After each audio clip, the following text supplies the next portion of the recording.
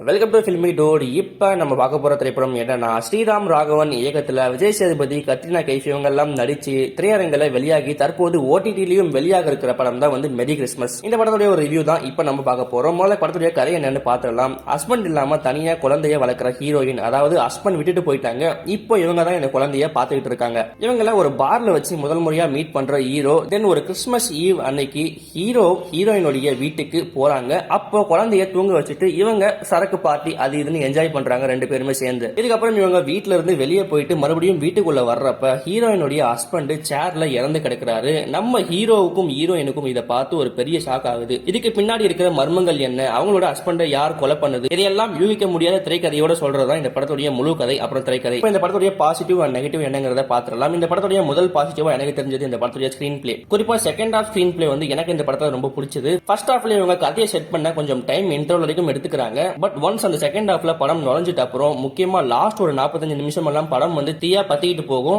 அந்த ஒரு last 45-30 minutes தான் இந்த படத்துடைய முழு வெற்றியையும் தீர்மானிக்கிற ஒரு லாஸ்ட் ஆக்டா இருக்கும். அதுக்கப்புறம் ஒரு பாசிட்டிவ் விஜய் சேதுபதியோட ஆக்டிங். இந்த படத்துல ஒரு 2-3 கெட்டப்ல அவர் நடிச்சிருக்காரு. அந்த கெட்டப் எல்லாத்துக்குமே ரொம்ப பெர்ஃபெக்ட்டா பொருந்துறாரு. நல்லபடியான ஒரு நடிப்பையும் வெளிப்படுத்தி இருக்காரு. மொத்த கதாபாத்திரத்துல வர நடிகர்களும் வந்து அந்தந்த ரோலுக்கு ஏற்ற மாதிரி சூப்பரா நடிச்சிருந்தாங்க. முக்கியமா குழந்தை கேரக்டர்ல வர ஒரு குட்டி பொண்ணு சூப்பரா பண்ணிருந்தாங்க. கிளைமேக்ஸ்ல அந்த ஒரு குட்டி பொண்ணோட ஒரு சீன் ஒன்னு வரும். அதுதான் வந்து படத்துக்கு ஒரு மெயின் பிளஸ் அப்படின்னு சொல்லலாம். ரொம்பவே ஒரு நல்ல நடிப்பை அந்த பொண்ணு வந்து வெளிப்படுத்தி இருந்தாங்க. இதுக்கப்புறம் இந்த படத்துல வர்ற சில யூகிக்கவே முடியாத திருப்பங்கள், அந்த திருப்பங்கள் தான் இந்த படத்துடைய ஒரு முக்கியமான பகுதி. அது பிளாப் ஆயிடுச்சுன்னா படமே வந்து பிளாப் ஆயிடும். ஆனா அந்த ஒரு ட்விஸ்டை இவங்க ரிவீல் பண்ண விதம் வந்து ரொம்பவே சர்ப்ரைசிங்கா நல்லா இருந்துச்சு. விஜய் சேதுபதி அந்த குட்டி பொண்ணுக்கு ஒரு கதை ஒன்னு சொல்லுவாரு. அந்த கதையை கிளைமேக்ஸ்ல கனெக்ட் பண்ண விதம், அடுக்குமாடி வீட கண்டுபிடிச்ச விதம், லாஸ்டா விஜய் சேதுபதி ரிங் கொடுக்கிற ஒரு சீன் ஒன்னு வரும். அதை பத்தி நான் பெருசா பேச விரும்பல, ஏன்னா படத்துடைய முக்கியமான பார்ட்டே வந்து அதுதான். சோ அதை பேசினா ஸ்பாயில் ஆயிடும். நீங்க படம் பார்த்தா தெரிஞ்சுக்கோங்க. இன்னும் இந்த படத்துல எனக்கு ரொம்ப பிடிச்ச விஷயம் என்னன்னா, இந்த படம் வந்து ஒரு ஸ்லோ பர்னிங் மிஸ்ட்ரி த்ரில்லர் படம் தான். ஆனா அதையும் தாண்டி ஒரு சின்ன அழகான லவ் ஸ்டோரியை இந்த படத்துல இயக்குனர் சொல்ல ட்ரை பண்ணிருக்காரு.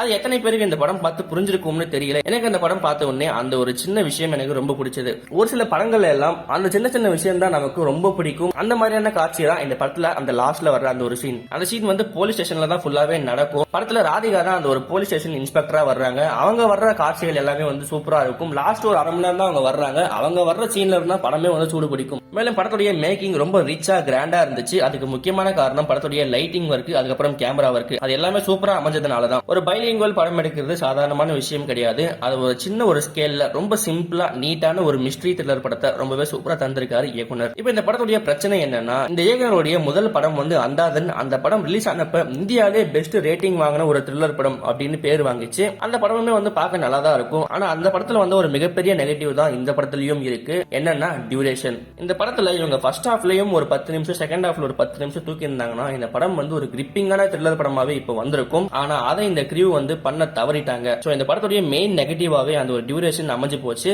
அதை எங்கேயாவது இவங்க கம்மி பண்ணியிருந்தா நல்லா இருந்திருக்கும். அடுத்ததாக ஒரு முக்கியமான நெகட்டிவ், இந்த படத்துல கத்ரினா கைஃப் தவிர வேற யாராவது நடிச்சிருந்தா அந்த ரோல்ல சூப்பரா இருந்திருக்கும். ஏன்னா இந்த படத்துடைய முழு ஸ்டோரியும் வந்து ரிவால்வ் ஆகிறதுக்கு விஜய் சேதுபதி அந்த கத்ரினா கைஃப் தான் முக்கியமான காரணம். அப்படி இருக்கும்போது அவங்க அந்த கேரக்டர் எவ்வளவு ஸ்ட்ராங்கா பண்ணிருக்கணும். ஆனா அவங்க அதை பண்ண தவறிட்டாங்க.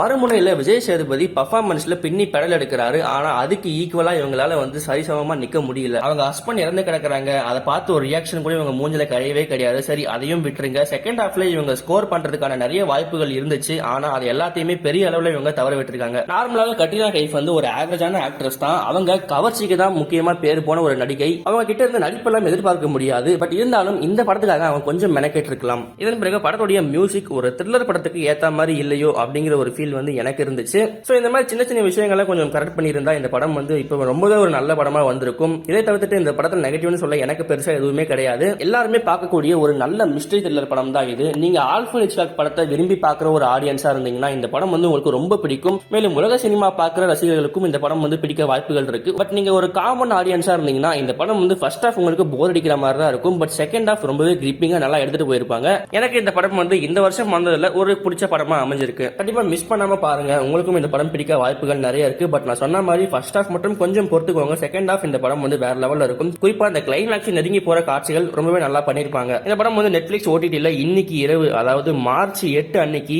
ஹிந்தி, தமிழ் அப்படின்னு 2 மொழியிலுமே வெளியாக போகுது. இந்த படம் ஒரு பைலிங்குவல் படம் தான். 2 லாங்குவேஜ்ல எந்த லாங்குவேஜ்னாலும் பாத்துக்கோங்க. ரெண்டுமே ஒரிஜினல் லாங்குவேஜ் தான். சரி, இந்த படத்துக்கு நம்ம ஃபில்மி டூட் தரக்கூடிய ரேட்டிங் 3.5 அவுட் ஆஃப் 5. மேலும் இதே போன்ற ரிவ்யூவில் நாம் சந்திப்போம்.